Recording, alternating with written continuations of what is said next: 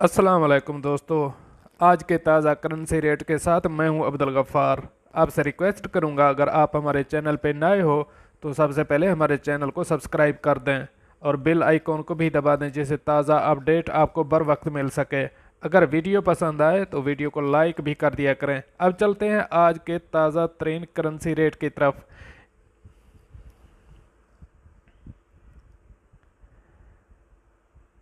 अल Ansari exchange दे रहा है एक दिरहम का 43.76 पाकिस्तानी रुपीज़ और इंडियन दे रहा है 19.97।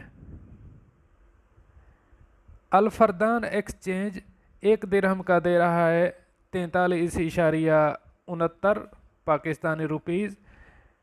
20.38 दे रहा है इंडियन रुपीज़। मताफ एक्सचेंज एक दिरहम का दे रहा है 43.50 और इंडियन रुपीज़ में दे रहा है 20.58। अल रुस्तमानी एक्सचेंज एक दिरहम का दे रहा है 43.69 पाकिस्तानी रुपीज़ और इंडियन रुपीज़ में दे रहा है 20.65।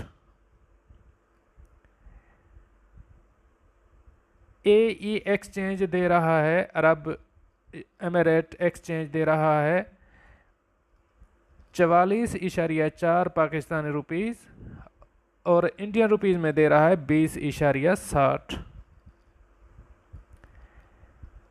शराफ एक्सचेंज एक दिरहम का दे रहा है 43.69 और इंडियन रुपीज़ में दे रहा है 20.63।